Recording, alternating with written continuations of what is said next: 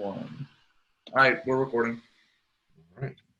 All right, so this discussion is for questions 10 through 18, which is basically midway through chapter 3 to which chapter? We end at chapter 6, so 6, yeah. it's like 3 to 6. So like 3.5 to 6. Yeah. All right, so I'll start us off with a question. So let's just quick summary of the events of these last chapters. You don't want to do that? Like just a... Yeah. So in the previous section, we talked of one. Walton discovers this new individual during his voyage, and he is now introduced as Victor. Victor tells his story and his family and all the things that he experienced in life, and he continues this story, and it gets to a point where Frankenstein is eventually born, and he creates this new human being, and that's where we're starting now. Yep. So yeah, Victor's born, and he goes to school.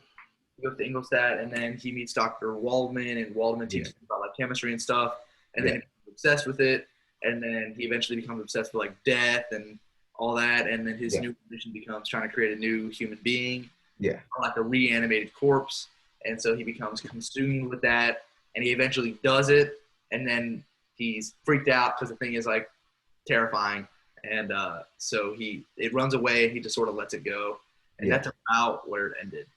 Right. Yeah. So okay. So my first discussion question that I wrote was so this is essentially one of the main themes of this area of the book is that Victor is consumed by this goal to reanimate a corpse, and it has he doesn't talk to any of his friends or his family. It's just all about that. And then when he does accomplish it, he's thoroughly disappointed and like completely regrets it because it's not what he imagined. So my question is, do you agree that someone should never become so consumed by a goal that they lose sight of everything else? This seems to be what Frankenstein did, and it ended poorly for him. But there are many people out there who are successful with this level of dedication, like CEOs and stuff. Do you believe that this level of dedication can sometimes be beneficial? If so, when? I do believe that, reaching or having that type of drive and ambition to a certain degree is beneficial because obviously, it's good to have something that, you're very passionate about and you're driven, to do. But like we kind of essentially talked about and reiterated in the last discussion that, exceeding, that passion and not letting that passion lead to the point where you exceed some of your personal, boundaries.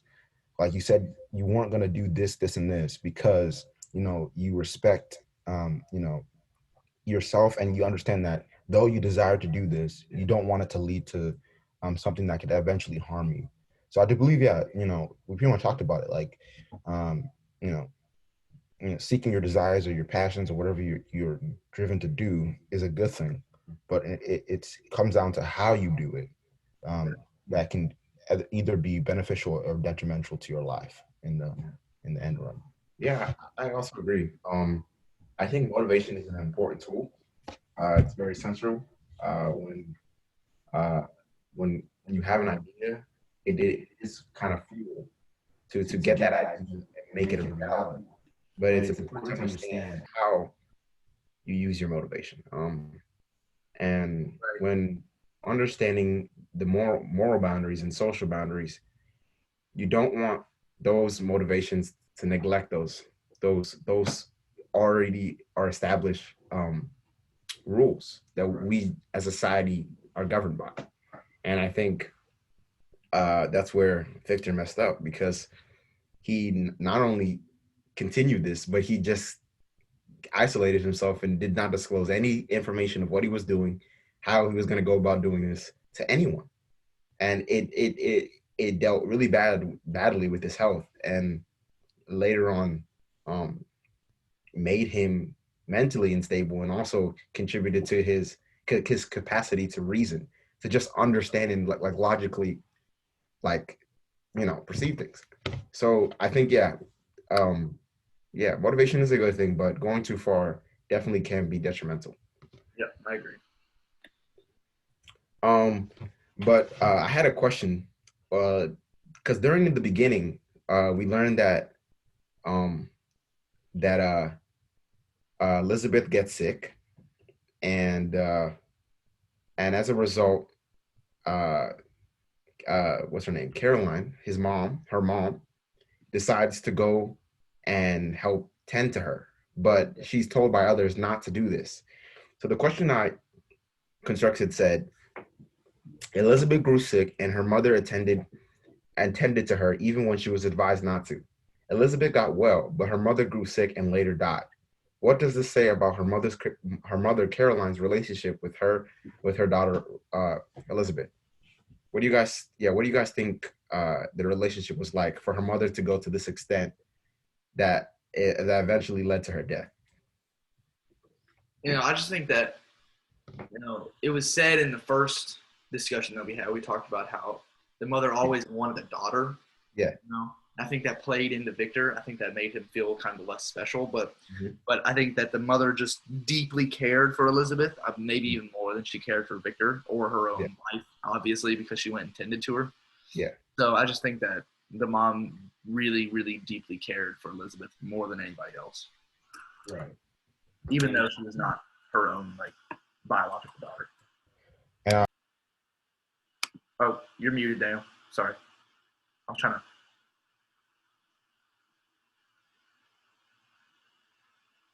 you hear me now? Yeah. All right. So, like you said, I agree with you, bro, because I think by Caroline essentially doing this, it just shows her love, for Elizabeth, in essence, and by Victor observing things such as this, that she would go to that extent, to lose her life just so that her children can continue to live on. You know, I mean, in Victor's perspective, we talked about this. He probably would feel, this subconscious, you know, feeling of, I guess, not necessarily being cared for, but not shown as much attention as, um, as it's shown to Elizabeth. Yeah.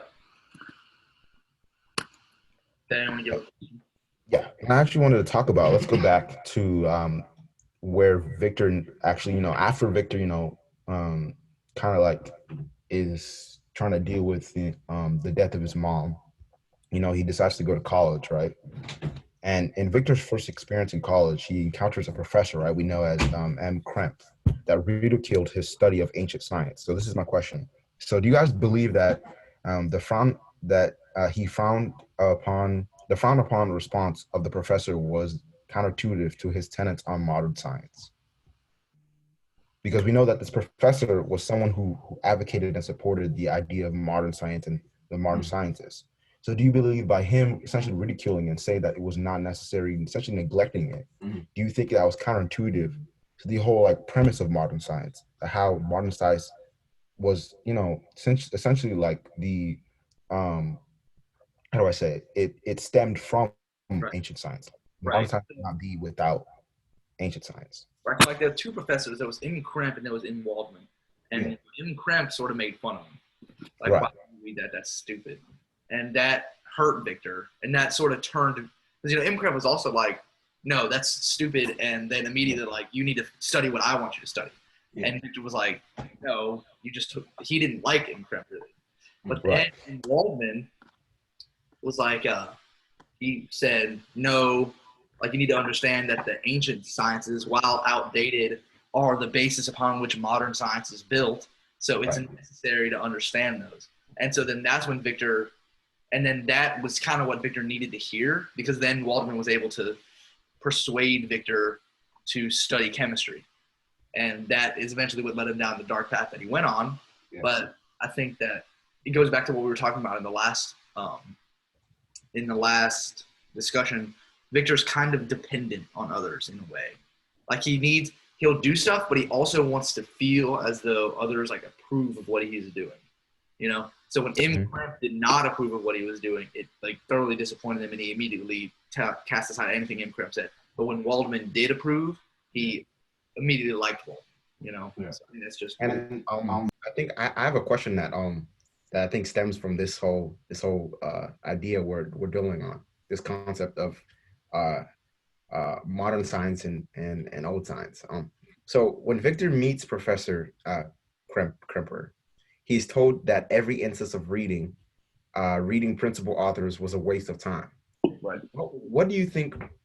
What was Victor's initial response to what he had said, and what does that convey about his ideas on old and new philosophers? All right, I'm gonna pull the text up for this. Try to find something. Dan, do you got anything on this off the top of your head? So you're saying what what was the significance of his initial response when he was told that all this thing that he's been learning and these old professors, or not professors, but historians rather, or philosophers, he's been indulging himself in was a waste of time? I can say that his initial response was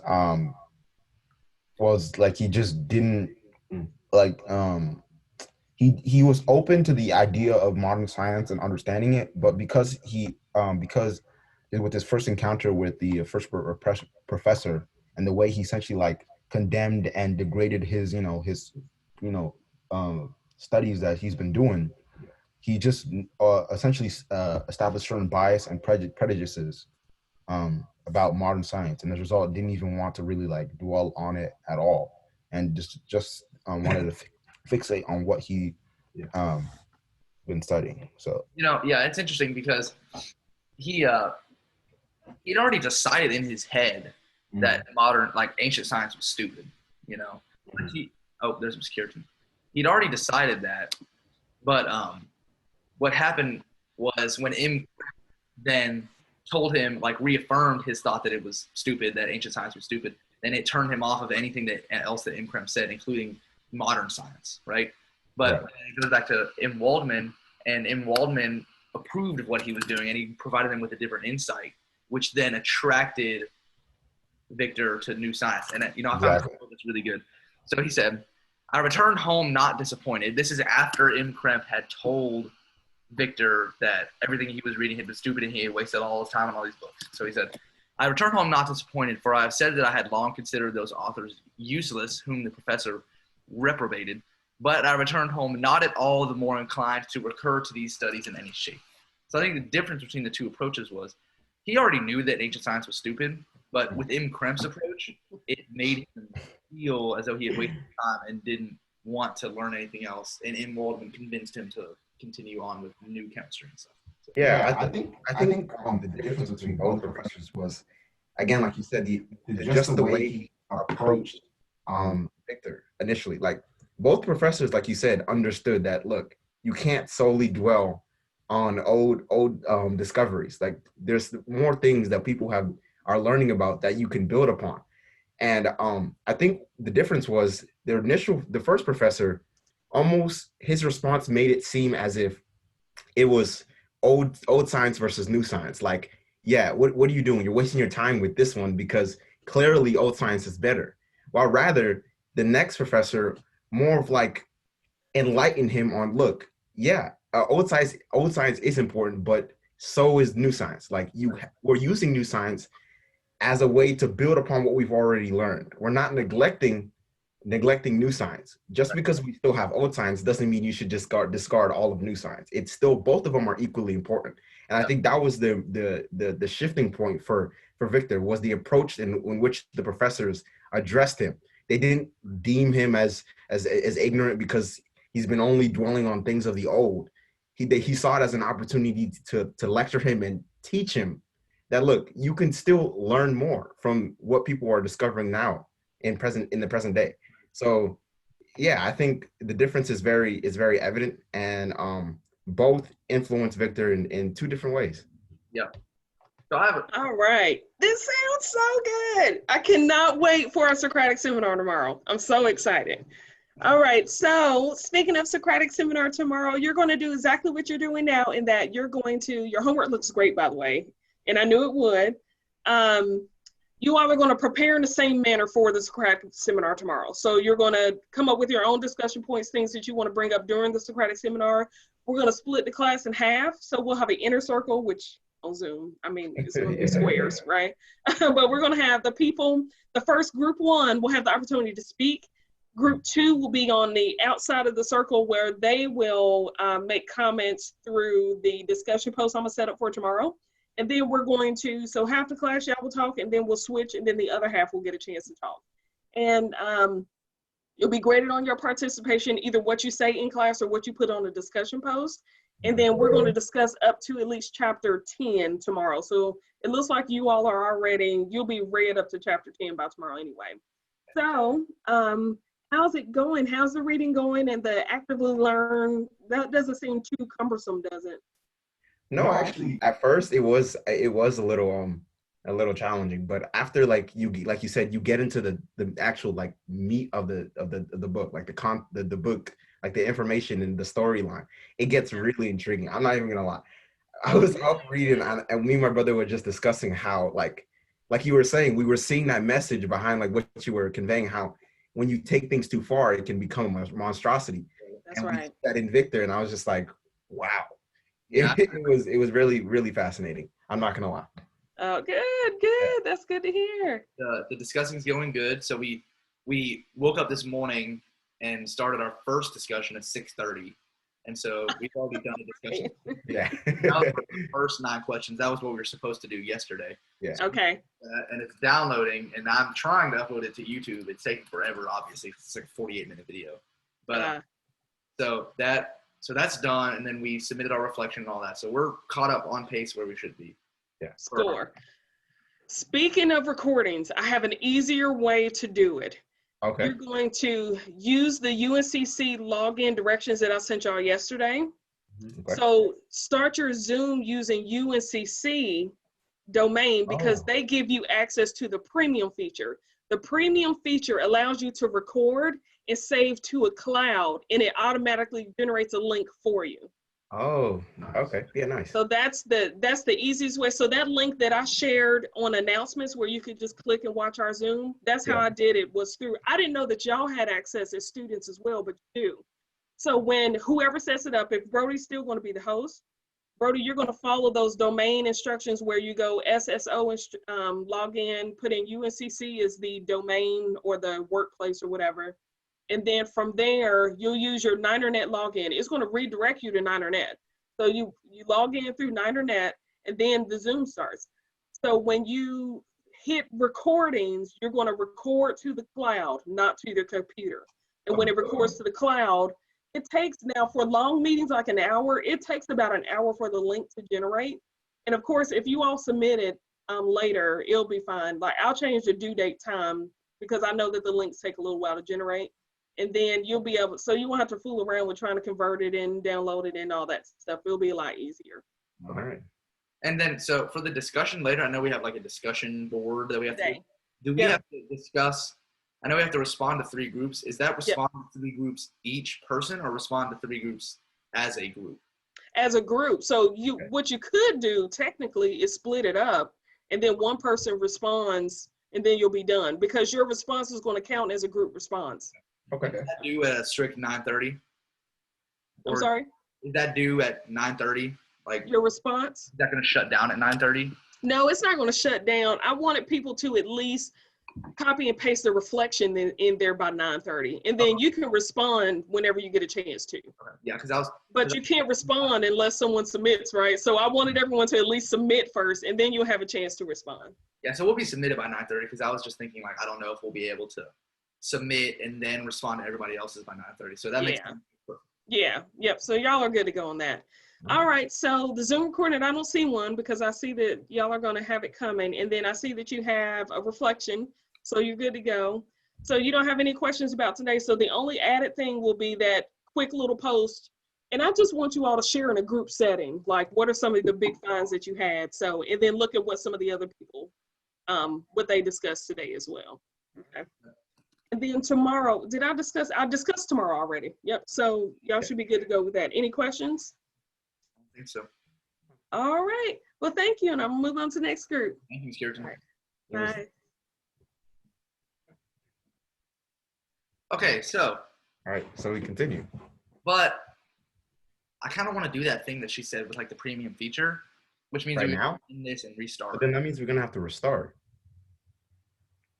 Do you want to do that? Or No, because But the thing is, bro, he still has to go to the airport today, so he's on a time limit. because if we did it with y'all, we could restart. I mean, we only recorded like 10 minutes. We could restart and then Yeah. we could do it. Y'all could start the Zoom feature and then y'all could just take care of the uploading. Yeah, We could do that. we just have to be a little bit fast paced. We got time. If we Yeah. start in the next 10 minutes, then we'll be done at like 9, 10, 9:15, and then we'll have time to upload our reflection into the thing. Right. Yeah. So this it says it's finished processing, but it's not doing anything. So guys, with the group reflection, how are we going to go about doing it? Because she mentioned that we could all just do one. Yeah, let's just all do one. Okay. Yeah, let's just all do one. We'll just create a response. So what is the response about? Are we responding to other people, or are we creating our own response? We're responding. We're creating our own, like the reflection that we just did for the last one. We do Yeah. that and we just upload it there, and then everyone's gonna upload their reflection. So we just basically respond. to other people's reflection. Okay. Okay. So who's going to upload the reflection? One Yes. of us can just do it. It doesn't really matter. Okay. Yeah. Hey, but also, hey, I'm gonna share my screen with y'all so that y'all Okay. know what I'm looking at here. It just says finished processing, and that's it. Yeah. Click close. Close. Yeah. Sure. Yeah. It did the same thing to me. The video will eventually become public. You just have to wait a little bit. It did the same thing when I uploaded. Yeah, it's up because it shows it's public. Yeah. Okay. Well, Alright. that didn't take long. So if it's up in public, then I can hold on. Let's see if I can like watch it. Oh crap. You have to go back to the channel. the channel. Okay. Now what do I do? Okay, So so click the channel channel. button at the top right. One of y'all mute. Okay. What? Click the what? You see the channel button at the top right. Oh wait. Hold on. You see it? Top. It's right here. Yeah. Click it. Click your channel, My channel. My computer is like dying right now. and the video should be there. Okay. So if that didn't take long. Yep, there it is. So. All right. Now can I watch it like a normal person? Yeah, you should be able to. And then I can just give her the link, right? All right, it's recording. Yep. So There it is. So now I just you don't copy start paste just this by link, like right? going around and saying your general. Jeez, the quality is so bad. I don't think she cares. Oh my goodness. All right. So now I can go to Android quality right there. Canvas. So yeah, that didn't take that long. So we can just do the. I'll unshare my screen. Yeah, hold on. Let me sign out. Actually, go ahead and end this meeting so we can sign out of these accounts. No. Wait, I don't think so because that YouTube upload did not take long. So we can just do that again. That's fine. Okay. All right. All right. And so we've already got some of our discussion done. So let's just go ahead and finish. I don't think she'll care that this stuff is in the middle. Okay. So hold on. Let me submit to Canvas and then we'll resume the discussion. Okay. I think Daniel. I think you're up for like a question. Yeah. I think hold on. Let me submit to Canvas before I want to be able to listen to the discussion. Okay. Zoom recordings, submit assignment, website URL, YouTube watch, done. Nice. All right. We did our first Zoom recording. All right, cool. And we'll just do the same thing for the next one. Okay. All right. I got the actively learn up. I got the small group discussion up. And so, Dan, I think you left off with the last question. I think it's my question now. Right? Think so. I don't think it really matters, but I mean, I have a question, so. yeah, just go for it. All right. So one of my questions is, Victor calls his experiment a demon. Remember in the previous chapters when he actually gets, he gets taken on into the cabin. Walton and his crew find him taken to the cabin, and he asks about if they saw this thing or person running around in the same, like, I think it was sledge that he was on. And they said, yeah, they saw the same person. And he, in the process of saying this, he called him a demon, right? Right. And I was, my question is this the same demon he expressed in the question to Walton, which I said. So in his process of experimenting, and then after realizing that, oh yeah, this is probably a bad idea, he calls the same, creation of his a demon as well. Mhm. So do you guys think this is the same demon, or the same creature that you think that ran away? Because he mentioned that Oh yeah, it definitely. ran away from him, or something ran away from him. Yeah. You know. I So what do you definitely guys think? think that is What are your thoughts? a monster. You know, it's interesting. Frankenstein in modern thing, like if you say Frankenstein, you think of like the big green guy, you know. But Frankenstein is the doctor that created Frankenstein's monster. So like I think Right. the actual term for the monster is Frankenstein's monster. So yeah, I definitely think that thing that we saw on the sledge was Frankenstein's monster, which is interesting because what that means is that eventually Victor does go after the monster. You know? Right. Yeah. Eventually he does go and pursue him because that's when he got picked up by Walton. So that's an Right. interesting point that if you like reflect back, you'll see that. So it'll be interesting to see when he decides to change his heart and when he decides to actually go and pursue the monster. Because right now he's like, screw it, I'm done. Like I don't want anything to do with that thing, you know. Yeah. So that'll be interesting for the future. All right, you want me? I'll ask you a question. All right. So there were multiple times when Victor mentioned that like his ambition, his goal was to like better like discover science that could improve human life, right? Like he wanted to better everyone's world, like he wanted to help people. And the same thing was for Walton, like he wanted to help people by discovering the North Pole and all that. So my question is, do you believe that Frankenstein truly wanted to help people and make scientific discoveries, or did he just want to feel like God and create something that would be wholly grateful to him? And which one and why? And why would he? I think it was his motive was to feel like God. Because if you think about it though, he did want to go through this. He did want to experiment and see if he could recreate life and see if he personally could manipulate this concept of, oh, you die once and you only live once, and see if you could regenerate human beings. Right. But as we see, that backfired because he ended up creating a monstrosity. So I honestly don't think that either motive, like I said before in the previous video, either motives truly are pure. Because if you think about it, he was only trying to feed his longing desire of this curiosity. At the moment, if you think about it, if he was really motivated to contribute to the world, he probably would have added other other minds and rubbed other minds into this project he was trying to achieve. But he kept himself isolated. He didn't talk to nobody. It's almost like this was like his own personal achievement. Yeah. It's not like he wanted to show something like he wanted to show to the world. Just something that he wanted personally to make him feel better. And like again, that again goes back to what I was saying in the previous video. Like their motives were not pure. His desires and we can also see that in Walton's desires to gain glory, ultimately I think are not going to help society. It's only to fulfill that void of acknowledgement that they're missing, that they think that they don't have within society or in their community or in their family throughout the story. You know, I think that secrecy is a really good point that I didn't think about, because if he really did want to help people, he would have made this like a public project, you know. Yeah. But I didn't really have this written down, but I did want to hear y'all's thoughts on the movie clip versus the actual text, the one question that Jordan asked, because the main thing that I saw that was the difference in the movie clip and in the text was that in the text, Dr. Frankenstein was alone. Yeah. Right? He created the monster. He was alone, and it was quiet, and it was just raining. And in the movie, it was like this big spectacle. Like all these people are there watching. Like he's raising Frankenstein up, getting them struck, or he's raising the monster up, striking him with lightning, and like all that stuff. Yeah.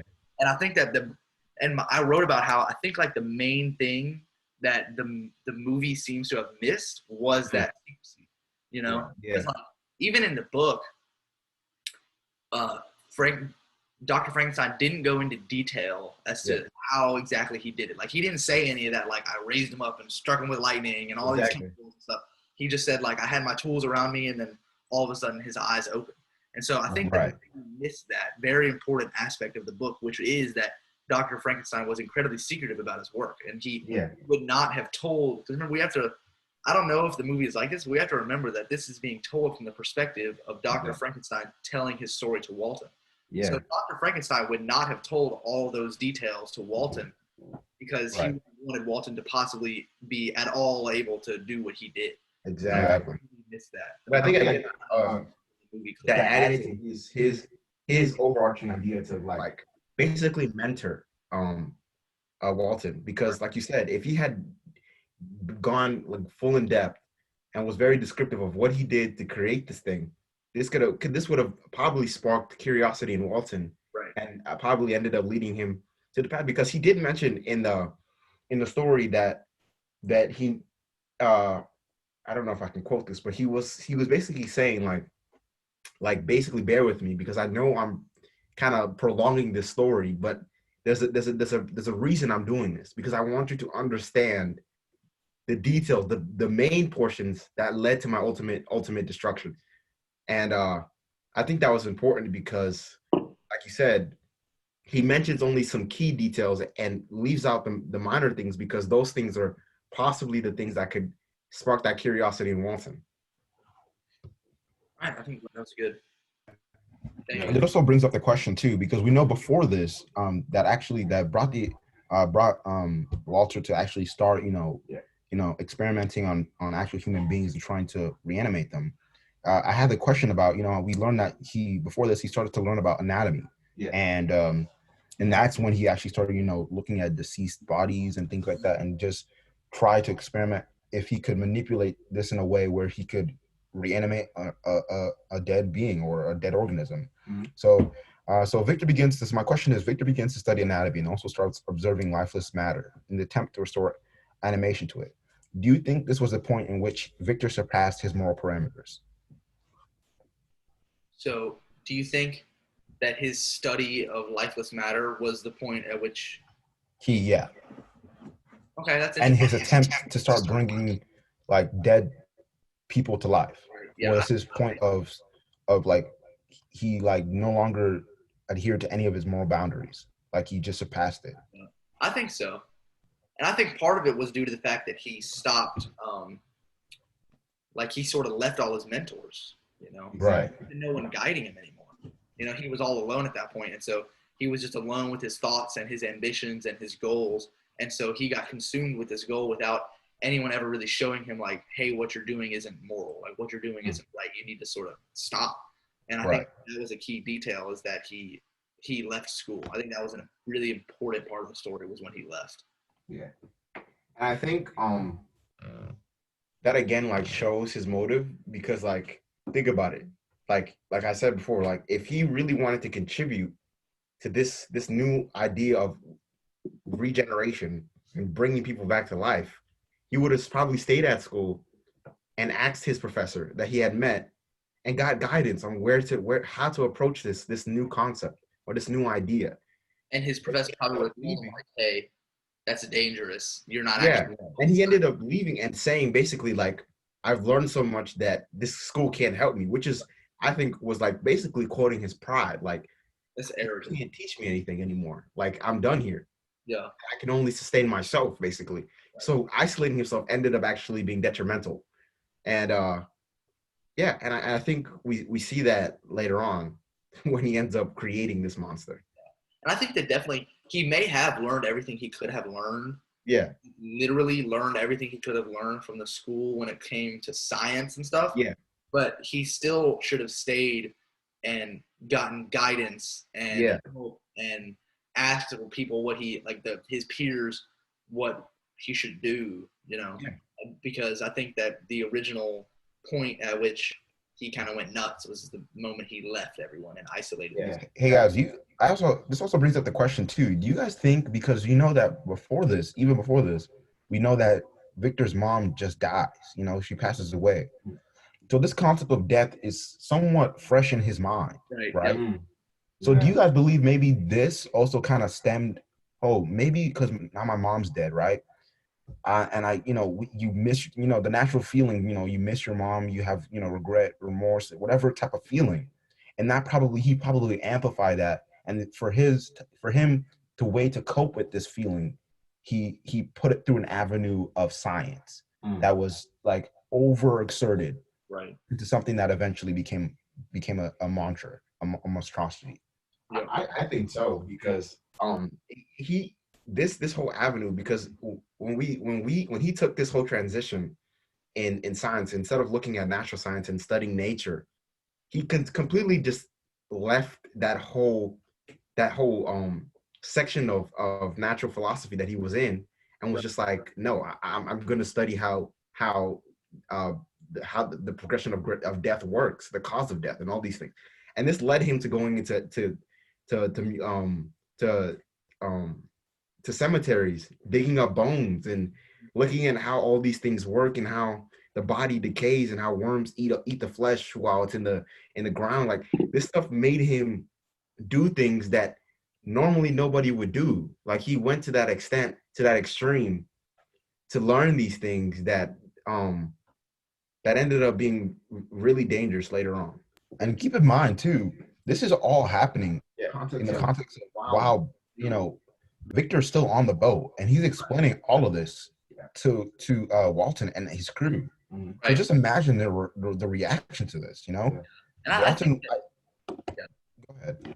I think it's very important to look at this from that context. Right. Explaining it to Walton because that explains a lot of because originally you would think oh, he didn't go into any detail of how he reanimated the corpse. Like he just said, Exactly. oh, all of a sudden the corpse is alive. Like why wouldn't Mary Shelley include that? But that's actually really smart on her part because if you think about Frankenstein's character, he would not have told all of his crew those details. So if you don't look at it from that lens, then you'd be confused. Right. And I think the movie missed that. Exactly. I've only seen that clip, but from what I've seen from that clip, it appears that the movie missed that whole premise. I agree. So I'll move on to my next question. So Okay. after he creates the monster, he sort of ditches the monster and goes out on his own and just meets his friend and stops worrying about it. And then the monster's gone. He's overjoyed that the monster is gone. Yeah. And so my question to y'all was, what do you think would have been the most moral decision for Dr. Frankenstein to make when he was faced with the monstrosity that he had created? Should he have tried to kill it? Should he have tried to control it and maybe study it? Should he have just let it go like he did? Should he have asked for the assistance of his friends? What do you think would have been the best decision and why? I think I think there should have been two steps that should have been taken. First, I think he should have took personal responsibility of his actions. Neglected his creation, and with that, we don't know. It could have ended up possibly harming a community or harming his family. Who we don't know, but it could. So one, he neglected his responsibility. He didn't take accountability of his actions, and two, he didn't use his opportunity to talk to other people. Right. He could have communicated with people who either understand how these things work or understand how the dead works or how to diffuse this issue. Right. But he kept it pretty much to himself. And the only way that his friend found out was through his emotion. He was so distraught to the point where you could see it in his body. He was so pale and thin. He was walking like almost as if he was about to collapse or faint. And that again shows he was so, he just kind of felt entitled to himself that he didn't feel the need to have to tell anybody about this because it was his problem, his issue, and nobody needed to worry about it. It was just all about him. And this is how I see it because I'm trying to see it through the perspective of Victor because and it's just kind of a universal concept as well. When you do something that that you've exceeded the limit of what people consider to be just wrong, you've already exceeded that limit, right? And you're past essentially just feeling guilt, those emotions are essentially numb to you, and trying to express that thing to somebody is difficult because obviously you're going to receive some type of judgment, some type of scorn, some type of repose for your actions. And obviously as in Victor's perspective, if he decided to tell Clerval about it, he mentions about Clerval asked him hey, you kind of look not well, you look like you haven't been sleeping, you've been staying up nights doing stuff, and Victor responds essentially saying yes. And he tried to play it off by saying, oh, it's just a disorder. That's the why I'm kind of acting the way I am, acting a little bit abnormal.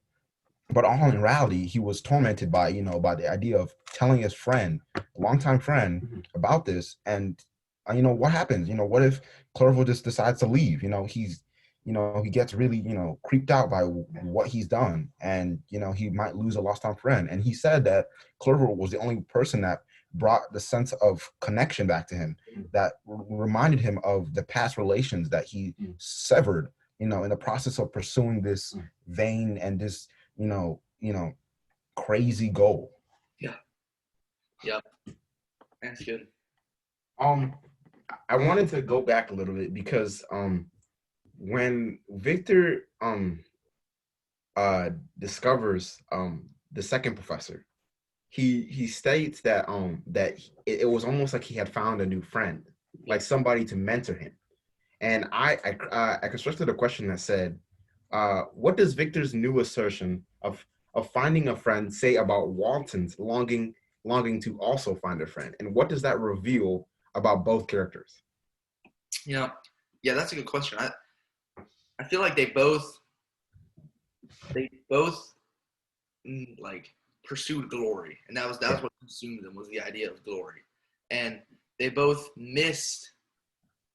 They were lonely, they were lonely in this pursuit because it was a singular pursuit and it was only their pursuit. They weren't including other people in it, I mean, Walton included his crew and stuff, but he didn't really, he never really talked to them that much, except for that one guy. He never really talked to them that much about what his true ambitions were and his path until he met Victor. And Victor was the same way, he isolated himself. He never really talked to anybody. And so I think that it just shows that another reason why this whole pursuit of glory and being consumed by one ambition, one purpose is just not a good idea, Exactly, yeah. Because it created this loneliness and longing for friendship inside both of them, that they just could not fulfill until they met each other, really. Yeah. What do you think, Daniel? I agree. And I think this is also, like I said, this is another universal concept that, it's okay to achieve a goal that, you want to do in your own efforts, right? But it comes to a point, because we are finite beings at the end of the day, there's only so much we can do, right. And obviously sometimes we get in a situation where we need the help of other people and even the guidance from other people. That's why we have mentors and people ahead of us, to guide us into whatever direction we want to go to, or in the right direction, because we might have the right mindset or the right intention, but we end up, falling into some avenues that, divert us from what we really wanted or what we really intended in the beginning. And that's what we see that, Walton really wants, and also what Victor lacked, and which is, we see that what Victor is essentially trying to explain to him that, if you want to do this, be careful, because if you don't have someone, to help you, to guide you, to tell you, hey, you need to stop, you're going too far, or not let this thing get, over your head, then it could probably become, a problem. Right. Yeah. Then you want to get it? Yeah, I had another question. So you guys remember how when so Victor creates his monster, right? Right. And right after, they start going in detail, very descriptive of how he looked, right? What he used to basically construct this monstrosity. Right. So my question is, what does this detailed description about Victor's creation say about his personality, and what does that convey about the monster himself? Right. I did think it was interesting because Victor, I don't know, it didn't really say that he had any restrictions on which body parts he could use. Yeah. He said that, I can't remember when he said it, but he did say that he basically intentionally wanted to create a huge 8-foot monster. Yeah, right. I don't know. I'm not sure exactly why he wanted to do that. I don't know if, Daniel, you have any more insight, but that is an interesting question that I don't really know if I can answer, is why did he decide to create this giant 8-foot beast instead of creating a smaller, more manageable monster? I agree, because we really honestly don't know, because the text doesn't specify, but we can only really imply based off certain rhetoric, and the cadence in which, Victor describes this monster, or this creature he creates. And, like you said, you pretty much the main thing that you can see that is a recurrent thing in this description is that this monster is very large. Like it's like, I guess, massive in scale, Yeah. and I guess you could probably say by making it so, big and, like in large, it probably is saying that he wants it to be noticeable, Yeah. that if becomes a success, people can say, oh, when I see that monster, I know that, I can look at the creator and say, yeah, he did this, by making it so visible and so apparent, right? It then, draws the attention to more people. But obviously it didn't work out. And now this visible and very apparent thing he has created has now become a haunt because it can be spotted anywhere, That's why he was like, when he met Clerval, he was getting paranoid because the monster could appear at any moment, That's a really good point. Yeah. So yeah. And it's almost like as if like the size and the stature of the monster almost resembled his yearning desire for glory. Right. Like Daniel said, like he wanted this thing to be big that you couldn't miss it. Yeah. And every time you saw it, it represented him. Right. And I think that just again like explains his intentions. Right. I mean, if he wanted to make something that was alive, he could have taken like an animal. He was looking at animals and their body and the anatomy of animals. Why didn't he start with something small? Right. I guess why something so big, Something that we really can't 100% answer. Yeah. So we're encroaching upon the 50-minute mark. So, but I do want to end with this one last question for y'all. It's less about the book and more just about life and like general themes. So one of the most important themes we saw in this last reading was Victor being consumed by this idea. He isolated himself. It was all he cared about, and it was devastating. Mm-hmm. So my question to y'all is, at what point would you consider something consuming? And what do you believe are the signs that a goal or purpose has gone too far? Good question. I would say three things. For one, like Mary, the author of the book, attests in the section where Victor is now like reminiscing on what he's just created. She states that, look, if your work for knowledge and wisdom makes you neglect your other priorities, your other like activities or things that you do daily, then it is a problem. It should not isolate you and make you forget all these other things. And I think another one too is when you're going too far, you also lose emotional connection, just like Victor did.